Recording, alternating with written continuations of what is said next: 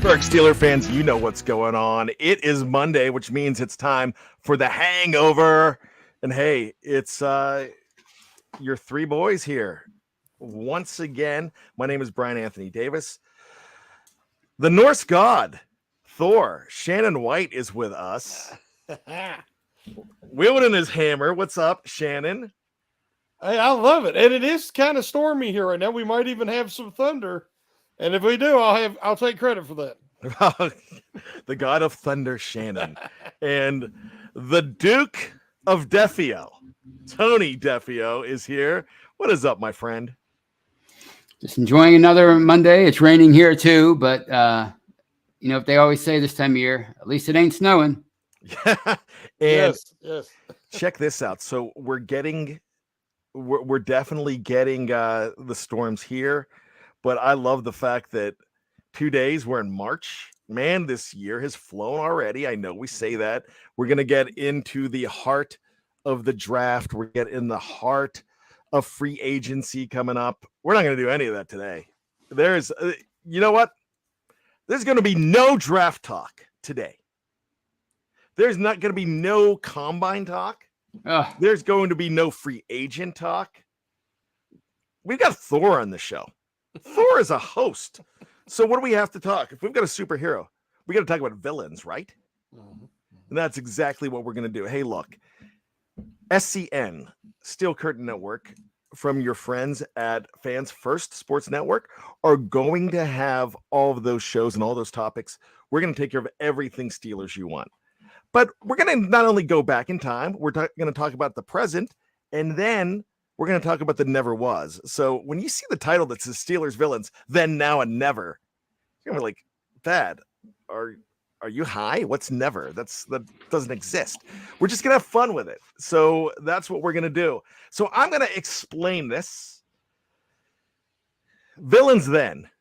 Now, a lot of you, and I talked about this on my show today, and Shannon is, as much as Shannon loves me, I didn't mention his name, but I did a show called Bad Language today, and it was Devin Bush is not the bust that you think he is. And no, I mean, he's not coming back, and we're not talking about that. But the reason I bring that up is I mentioned to a lot of people, I'm looking at all these all-time bust lists, and they don't go past like 2005.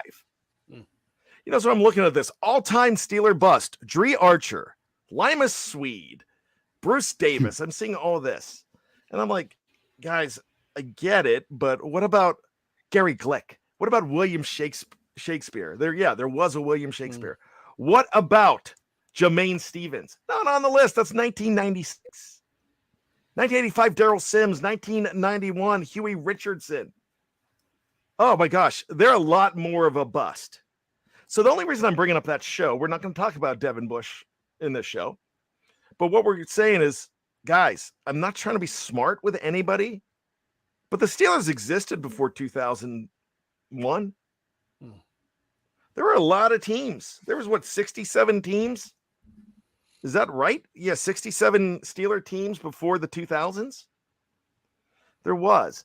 So we're going to talk about the great villains of all time, the great villains of present, and the great villains that never were. And I'll explain that in a little bit. Shannon, if I ask you, because you and Tony are just like me, you've been Steeler fans a long time. Mm-hmm. And so you know of the Raiders.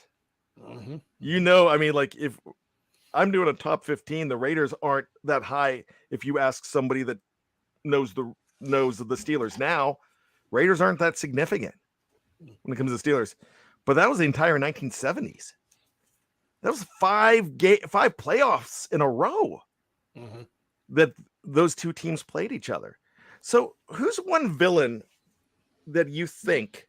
And I just noticed I'm wearing a black, it's not really a turtleneck, but a black long sleeve t-shirt. And I kind of look like a German supervillain or something now. I mean, I'm not doing a Steve Jobs impression or anything like that. Steve Jobs, excuse me.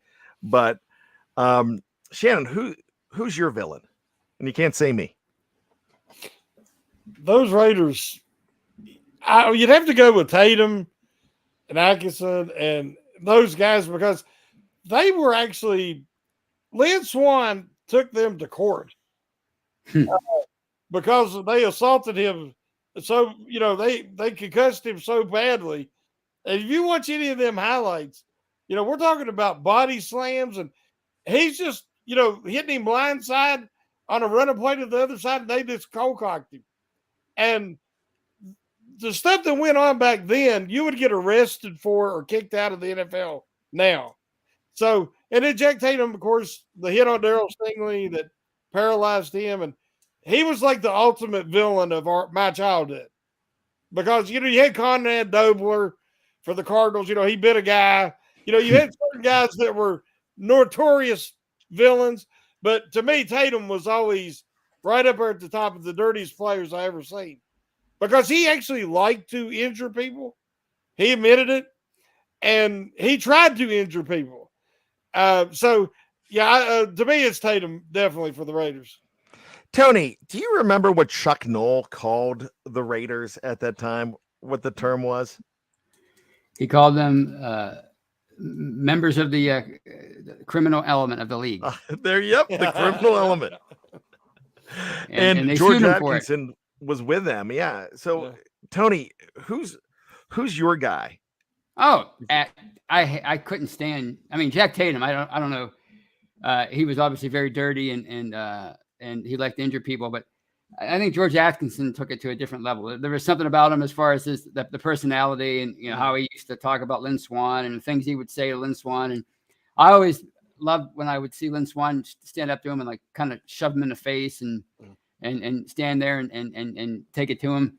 But Atkinson, I mean, Shannon mentioned it earlier that when he cold-cocked Swann on I think it was a running play by Franco or something. He wasn't even involved in the play, and he reaches out and tries to like clothesline him, and it was stupid.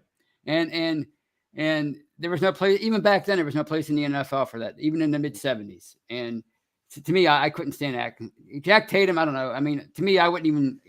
I'd be too afraid to even say anything to him because he was so crazy and he just didn't care. But Atkinson, there was something he took it to another level, and I wasn't around really for those days because I don't remember. I mean, I was around, but I don't remember those days. But I just like even to this day, Atkinson, the way he talks about the Immaculate Reception, like he was, like all fans do today, he talks in absolutes about it. It definitely was illegal. That play was illegal. I just can never stand Atkinson. Well, if we're going to stick with it, I have somebody outside, and it's not that this guy was a bad dude, but I'm going to save him for after this guy. If we're going to be honest, and we're talking the Raiders, you can say Al Davis, sure, but I'm going to be very unpopular with this one. John Madden was a huge Steelers villain. Oh, yeah. And John Madden was kind of a dick when it came to the Steelers. And that is probably, my gosh, I probably just I wish you would have said coaches too. What's that? I Madden's another one. Madden, I mean, I like Madden outside of talking about the Steelers, but whenever he talked about the Steelers, it was like he was another one who was convinced that the Immaculate Reception was illegal. So yeah, I'm glad he never got over that. I mean, maybe I would have never got over it too. I mean, I get it, but I just he was one of those guys that when they played the AFC Championship game after the 1975 season, I believe it was January 6th of 76. And when they played that game, Madden and Al Davis accused the Steelers of icing the field. There's, I think, Tony, 14 turnovers for 13 turnovers in that game. I believe it was 13. Yeah, it was crazy. It was a mess. And he was the guy who did that. So, I mean, it might be horrible that I went ahead and said that. But yeah, I can go ahead and say that. I mean, because in history at the time, he was a bad guy when it came to the Steelers. Now, if you're a Raiders fan, if you're a fan of anybody else, I'm sure there were guys, but that's for our never. So we're going to save that. Shannon, go ahead. I have to admit, I'll readily admit, of the three of us, I'm a huge John Madden fan. I never held it against Madden because if the situation was reversed, I would have complained. I'd still be complaining. I still complain about the Jesse James catch. So if that Immaculate Reception had to win against the Steelers, I would still be complaining about it today. So I mean, the rivalry, the man like Jack Lambert hated the Raiders. And he told Madden, you remember when he was interviewing him at the Pro Bowl, and we all know what, I ain't going to repeat it, but what Lambert said to him and what he thought about the Raiders. And so there was a hatred both ways. But there was a respect between Madden and some of the players and stuff. I didn't hold that against Madden. What the Tatum and Atkinson did was criminal. They really did go past ethics. It wasn't unethical the way they played the game. So that's why I called them villains. I learned to really love John Madden as an announcer. And I do remember all the stuff you're talking about, but that's why I couldn't call him a villain. Yeah, okay, yeah, and I'm cool with that. I mean, you could tell me I'm wrong on the John Madden thing. When he passed away a little bit of a year ago, my gosh, I was crushed because he was an important figure in my love of football, and I give John Madden major credit. I think football right now is more popular because of Madden football, because of the video game. I think as a football fan, I feel like I owe a lot to him. I think he is one of the greatest contributors because of that video game. If he had never coached and he was just an announcer, he would be in the Hall of Fame for fostering love of football through that video game. So that's the thing. The team that scores the most points wins the game. I mean, that's a classic right there, baby. No, he was great in that career, and there's a lot that I like about him. But for football, he was a villain back then. I'm going to throw out a crazy villain here. Earl Campbell. Earl Campbell was a villain of the Steelers. Not a bad guy whatsoever. Not a dirty player, not a bad guy. But come on. That guy killed you. That guy killed that team. He was that new kind. We don't have Jerome Bettis if you don't have Earl Campbell. But Earl Campbell was tough to bring down. Now, Donnie Shell made a career. I mean, in fact, one legendary tackle made him the torpedo, nailing Earl Campbell. But every time the Steelers played this team, the Houston Oilers, they had to worry about Earl Campbell running them over. Oh, yeah. So would you agree, Tony? Would you agree that he's a villain? Honestly, I don't think of him that way. I mean, I'm surprised you said that name. I was trying to think. I was thinking about these players when earlier in the show. I'm like, is Earl Campbell one from the past? But I don't think of him that way because I guess because they beat them back to back in the AFC Championship game, so that kind of takes the sting away. And it seemed like they shut him down in those games. So the one I think they cracked his ribs, if I'm not mistaken. I think it was the second one. I'll step back off of that one then. I have no problem doing. Well, no, we could disagree. Then let me throw in one that has to be a villain. Oh, Shannon's chomping. Shannon's doing the bounce. Yeah, I love Earl Campbell. I do too. I think he's awesome. Oh, I love to watch him in college. I love to watch him in the pros. Of course, I didn't want him to do good against the Steelers, but they contained him really well.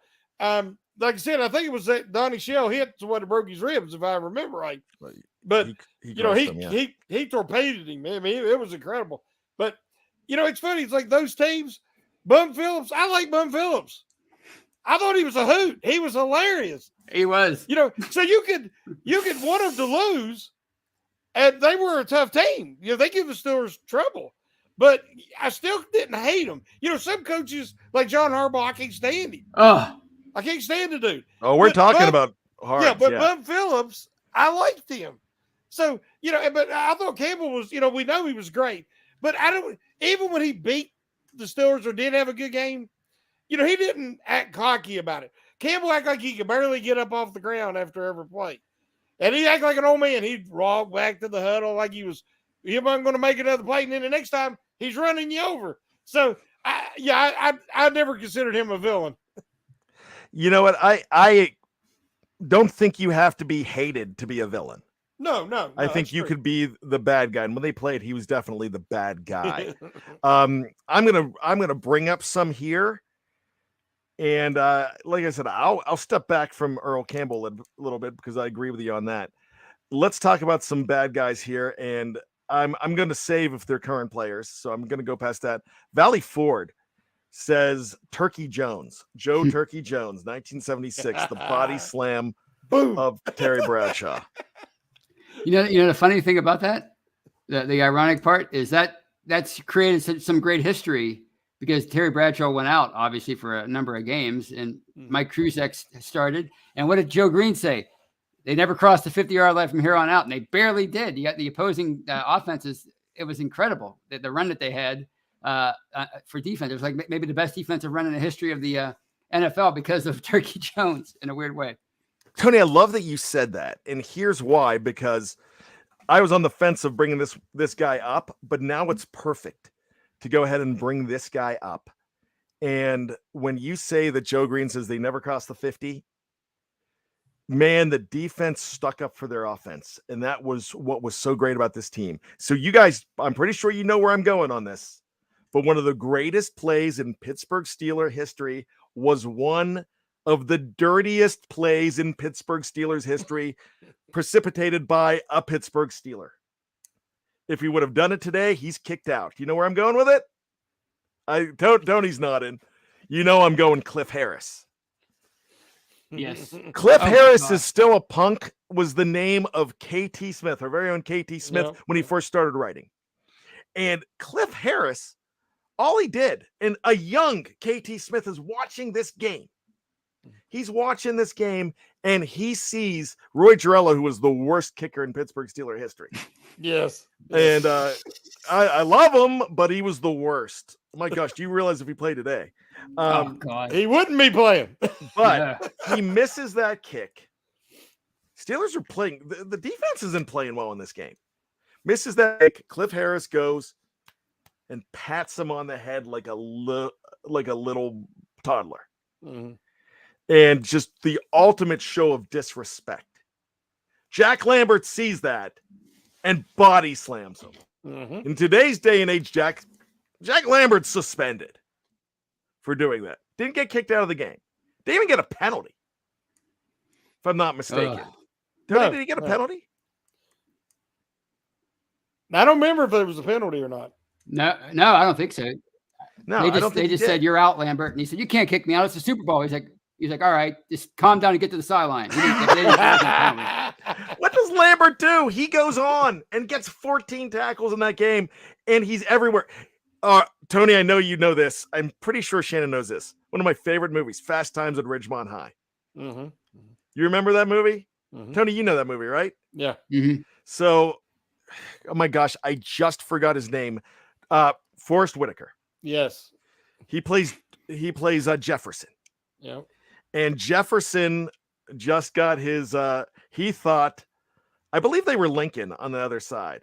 He thought the Lincoln players or fans destroyed his car that he got illegally from a booster. But they hey, don't worry, I'll fix it. My dad's a TV repairman. He's got a lot of tools. So they go ahead and they destroy his car. In that game, he was like he was killing everybody. Yeah. Like they were taking guys off on stretchers. That's what Lambert did in that game, basically. After that hit. So Cliff Harris is a villain, but he's almost a hero in a way. Yeah, yeah. And so is Hollywood Henderson. You don't poke the bear. They poke the bear. You don't tug on Superman's cape now. Right. Go ahead, Tony. He's just lucky Joe Green wasn't there. I think Joe Green might have picked him up and tossed him into the stands like he tossed that football in the stands in his rookie year when they were losing. We're going to talk about Joe Green in a little bit. Jerry Pedro brings up Jerry Glanville. Perfect villain. Mm-hmm. And boy, wasn't it great? December 31st, 1989. Watching him get his comeuppance, and he basically got fired because of it. Mm-hmm. Chuck Noll. I mean, that might be one of Chuck Noll's favorite. I mean, may he rest in peace. I'm going to get your bleep in trouble. I'm serious. That might be one of his. If you asked him over a scotch, I bet, or sherry, or I don't know, he was a wine drinker. He was a very sophisticated guy. But if you would have asked Chuck Noll, I bet he would have said that was his favorite moment of all time. Yes. I mean, besides winning Super Bowls, just getting Jerry Glanville fired. Arthur Morgan brought up Jerry Glanville too. Go ahead, Tony. Remember when Gary Anderson kicked that field goal, he took his headset and just threw it like, yes. And what's his name tried to pick him up and carry him off the field. And like, get away from me. It's only a wild card game. But yeah, that's probably had to be his greatest moment. I love it. Let's talk about some others. I'm just going to bring them up. Jarrett Tiffany Jones, still can't stand. TJ Hushmanzada. I need to let that go. Oh man, yeah, I hated that guy. I hated him when he was in the Ravens too. But he took a terrible towel and cleaned his cleat. December 5th, 2003. I don't forget that. Right. But you remember what 2005, excuse me. You remember how that all ended for him though, right? Twice. They lost to the Bengals. The Bengals lost in the playoffs. And then a few years later, he drops that big pass on 4th down again when he was the Ravens in that divisional round game. So I mean, he got his payback twice. Jinx the of curse the terrible of towel. the terrible towel. Yeah. Curse. I like curse better. There. That's funny. So let's go ahead and Reginald Rivers. Reginald Rivers and I get along. I feel like we're brothers. But he brings up one that kills me, almost like Madden kills Shannon. My favorite villain announcer was Howard Cosell. I adored Howard Cosell. I really did. But maybe it's because, well, then again, I love Bobby the Brain Heenan. There you go. In WWF days, but yeah, that's funny. Cosell was probably about. You love to hate him. They used to sell foam bricks that you could throw at your TV just for Howard Cosell. Yeah. Hey, I agree with Reginald. I couldn't stand Howard Cosell. I love John Madden, but I couldn't stand Howard Cosell. Tony and I, we talked about this because when we would do the retro show, I know Tony's smiling now because he knows what I'm going to say. We would go back and watch these old games. Oh, yeah. And he would just like say, that player is just flat out terrible. They're going to regret that trade. And we're like, oh my gosh, you can't do that now. The biggest bust in the 1970 draft, Terry Bradshaw. Here he is. Oh, just brilliant. This is making me laugh. Hushmanzada's one, of course. This is, he's a former player. Vontaze Burfict, I think, is probably. What do you think he's public enemy number one of this era?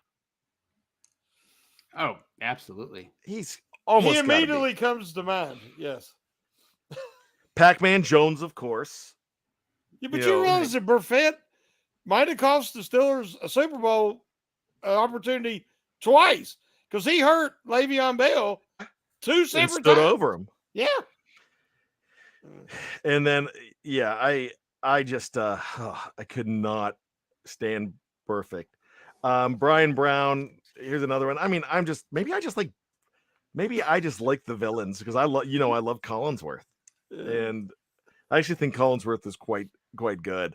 But man, Collinsworth was a villain when they played the Steelers, not because he did anything weird, not that he did anything dirty. He tore them up a lot in the 80s. And so that's kind of where I go with the you could put Collinsworth on that list though. He's perfect to put on that villain list because anytime they played the Bengals, he was going to tear you up.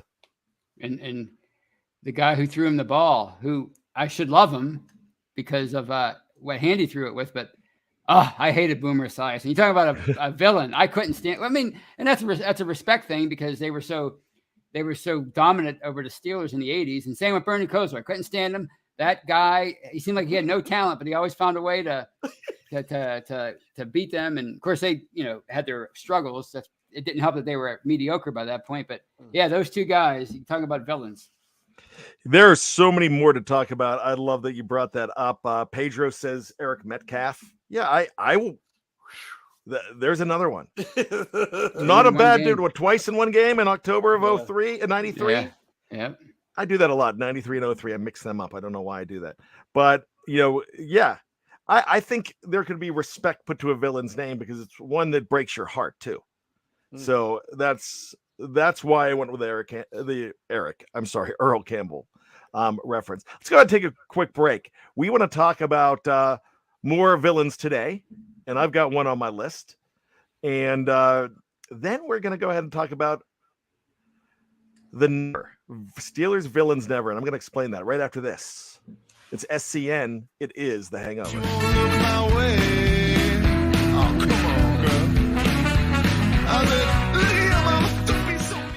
Ain't the worst looking man you've ever seen.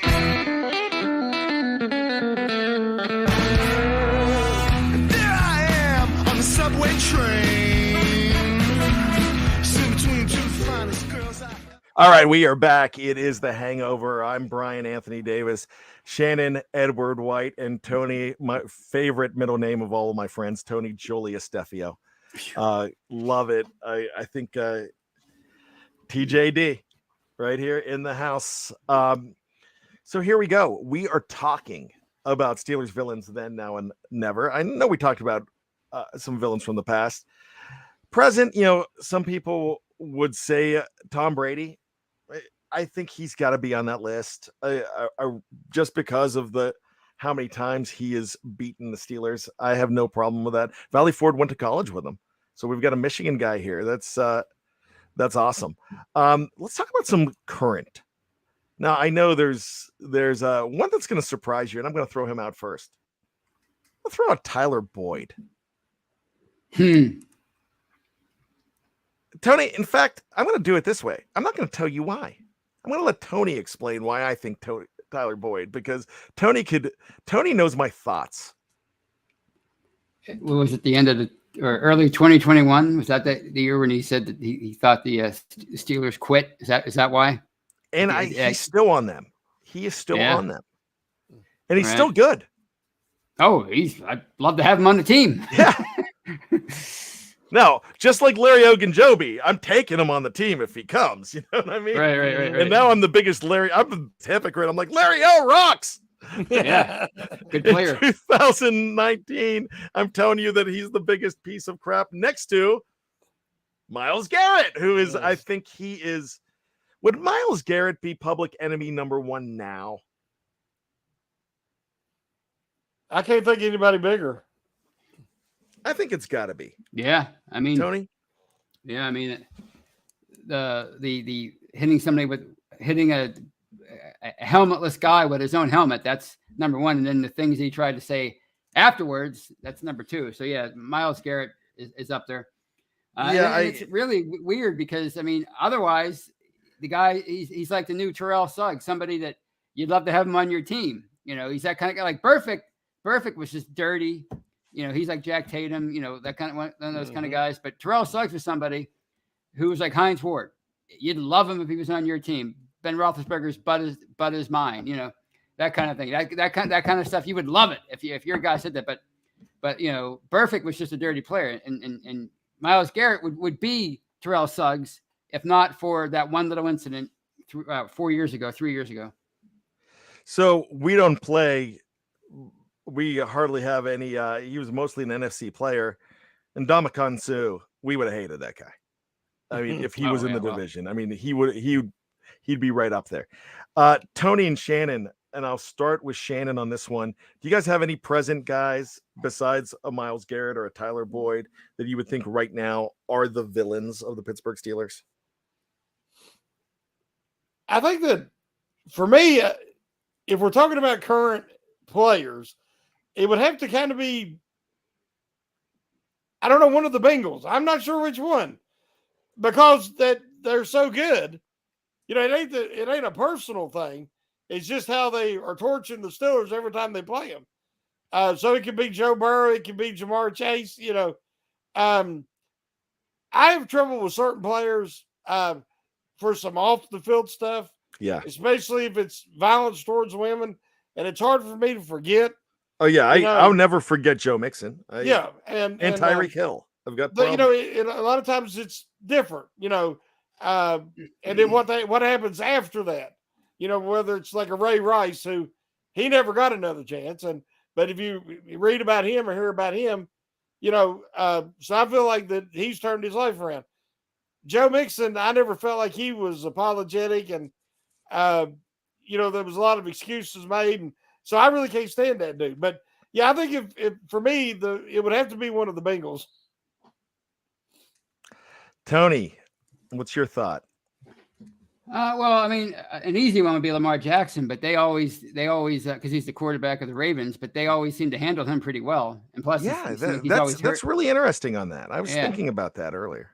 Yeah, because I mean, he's somebody like he's such a top weapon around the league. But whenever the Steelers play him, they kind of shut him down. But Joe Burrow, who I'm a big Joe Burrow fan, but I could see myself not being a Joe Burrow fan in 2 or 3 years if he keeps doing what he does to their secondary every time he plays them. So yeah, that's going to change because look, I'm a fan of Joe Burrow because I think he's really good. But towards the end of last season in the playoff run, I was losing my zest for him, even though I respect the player. Mm-hmm. And it's going to be tough for me because, man, he's good. And sometimes it's professional jealousy is professional hate, and that's not a bad thing. So, Tony, I'm glad you brought him up. Here's one from the past. Mark Malone brought up Rasheed Matz. Wow. Boy, did he destroy the Steelers. What, 3 pick sixes against the Steelers, 2 in one game? Oh, playoffs too. Yeah. He did it in the playoffs. Yeah, that guy was ridiculous. rough.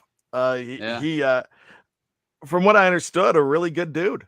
But man, he destroyed the Steelers. So you can be a villain just for the reason that you're beating us.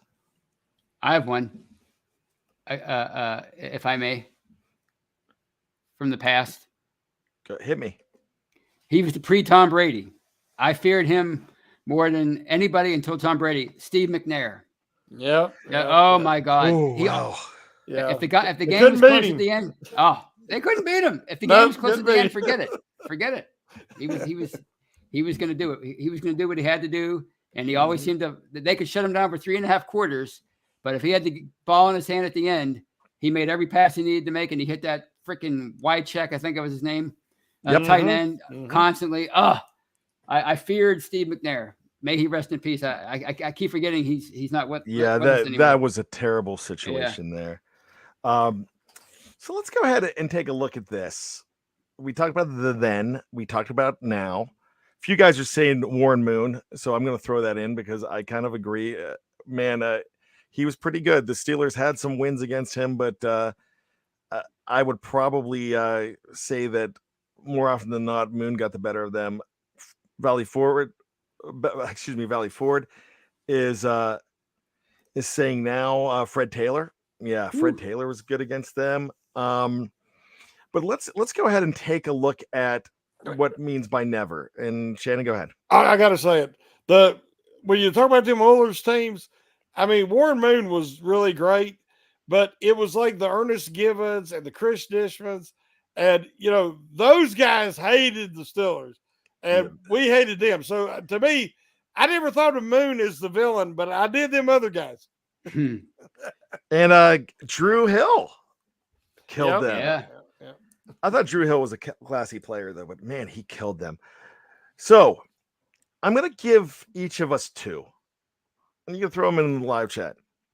Who would have you hated, Tony? If these guys, Steeler legends, never wore the black and gold, I'm going to go ahead and give you the first pick of 1. Then I'm going to go to Shannon, then we'll go to me, and we'll go back to you.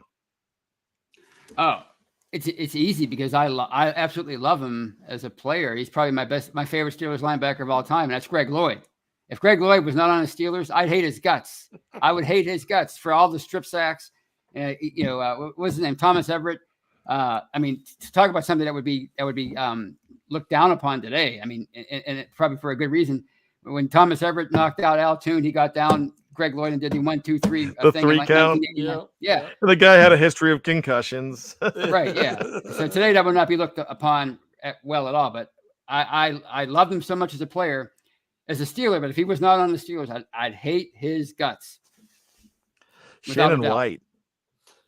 Well, I have to agree with Tony first because I still got my 95 jersey. I still got I wasn't hired for my disposition t-shirt. Mm-hmm. You have that shirt? Yeah. It won't fit me no more. I was young then, but hey, I love Greg Lloyd.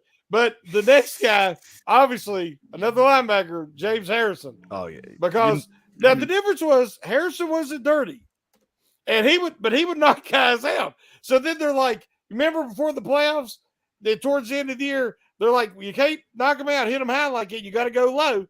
He said, well, if I do that, I'm going to take out somebody's knee. And then in the playoff game against the Broncos, he did hurt somebody, but he went low. He aimed for the thigh.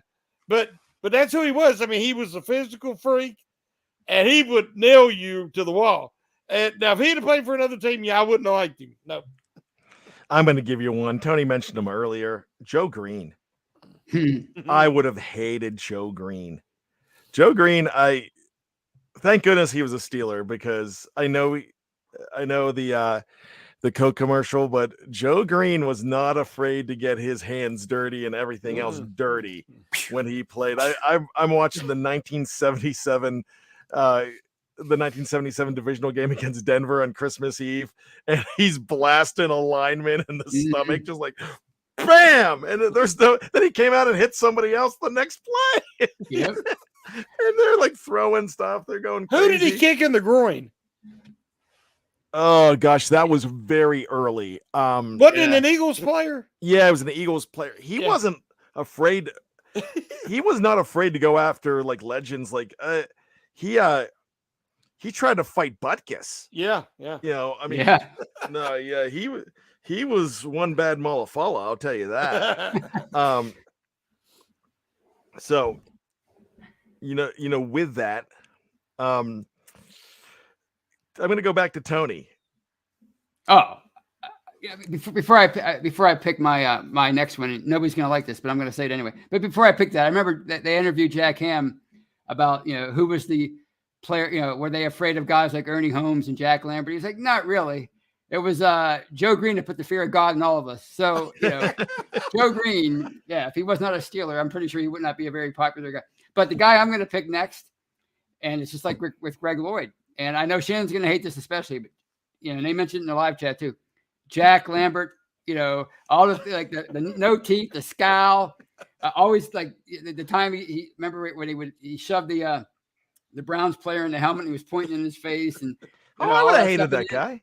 Huh? Yeah, we would have hated him. We would have hated him. You better cool your bleep down. Yeah. That's Ray Lewis, on another team. That's who that is. Oh, we didn't even mention Ray Lewis. Yeah. Speaking of villains, but yeah, it would be Jack Lambert for sure. I would hate his guts if he played for another team. Shannon, someone's gonna say it. Go ahead. Well, I would have said when we would, like Tony just mentioned, Ray Lewis. But again, there's one of them guys that you have the utmost respect for the way they played. And I think he was absolutely one of the best players I ever saw. And all the way around. But, if he'd have been a Steeler, I'd have loved him. But we're doing the opposite of that. So I'll have to admit, now I understand I'm the biggest fan walking the planet, but I'll say Ben Roethlisberger. I knew you were going to do it. And the I reason think he should why, be on the list. The reason why is because of now again, he wasn't convicted of anything, but he was a total jerk towards women when he was young, and we'll leave it at that. Regardless, so my thing about respect for women, I would have hated him with a passion, but the fact that he was a Steeler, I wanted him gone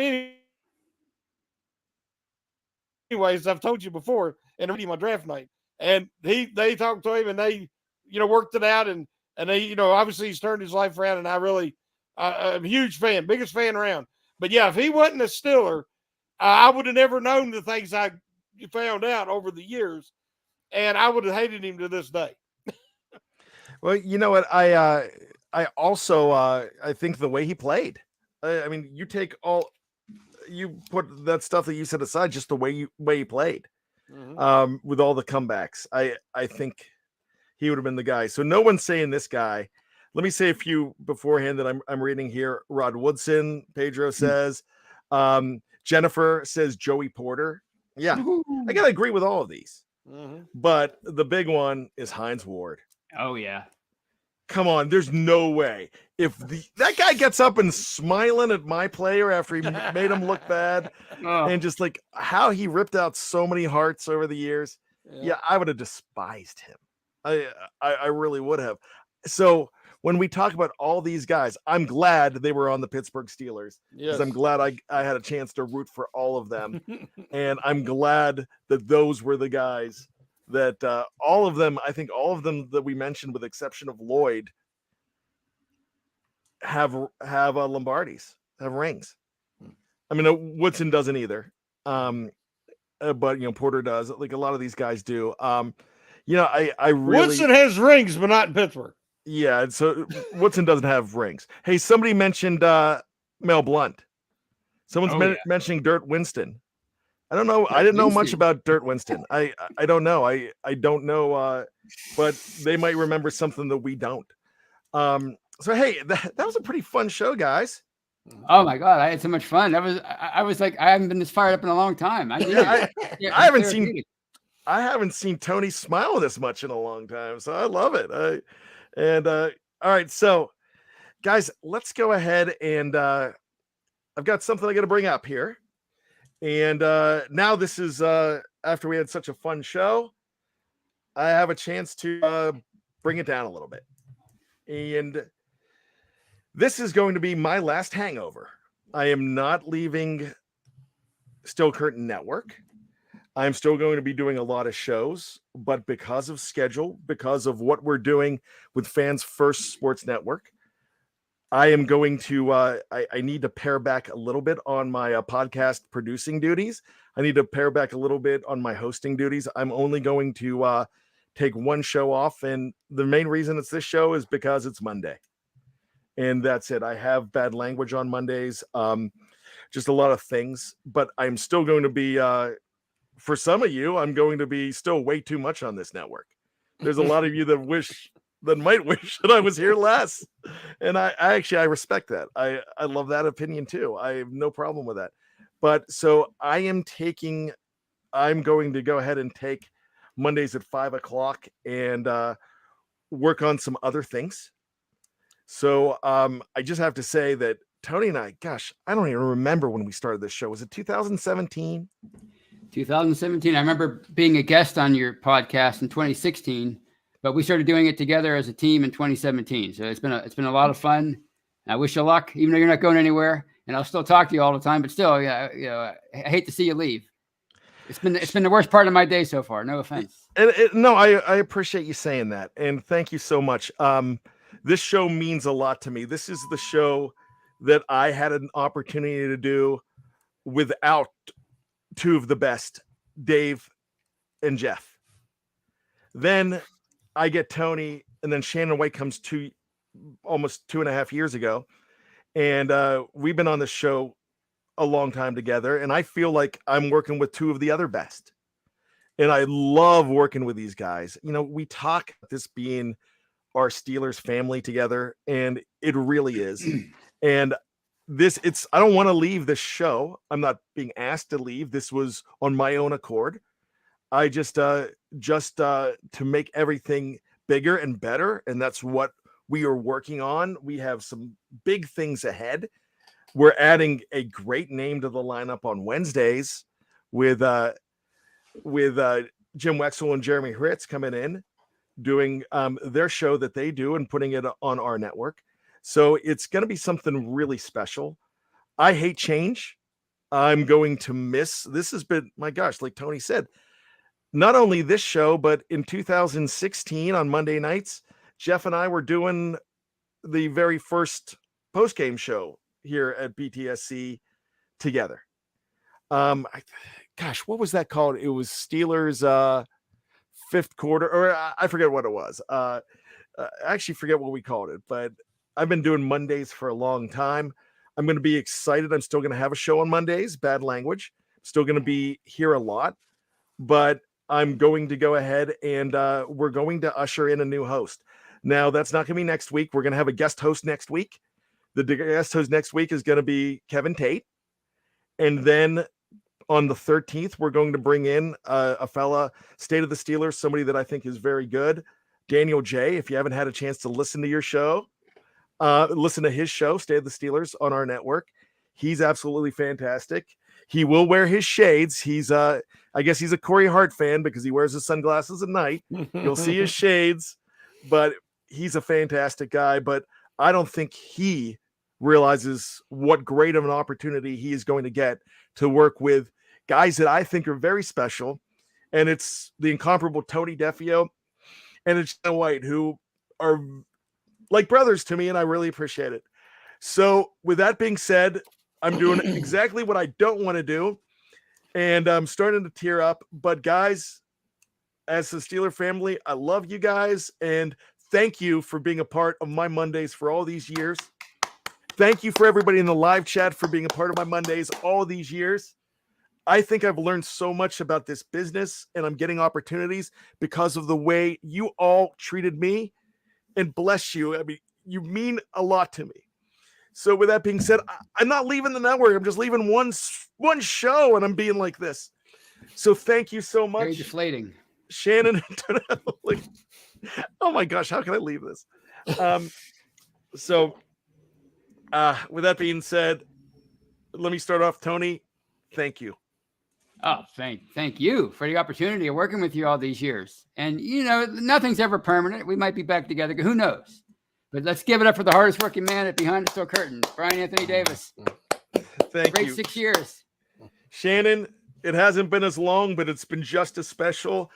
Thank you, my friend. It's been an honor and a privilege, and I'm going to miss you, but you got to do, you know, you're going to be spread thin, and you got to do what's best for you, and we'll try to carry on and make you proud. All right. So with that being said, make sure you continue to check out all of the great shows on SCN. Don't miss this. Guys, will you have me back as a guest? Absolutely. Definitely.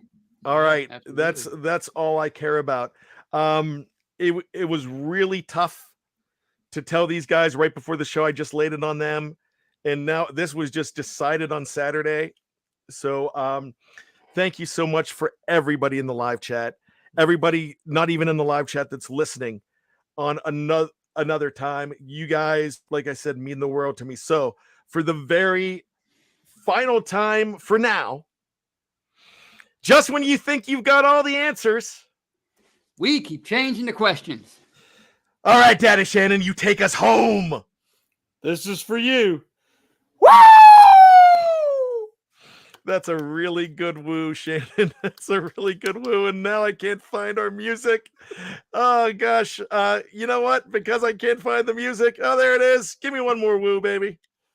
Woo! Woo, indeed. I love you all. Thank you.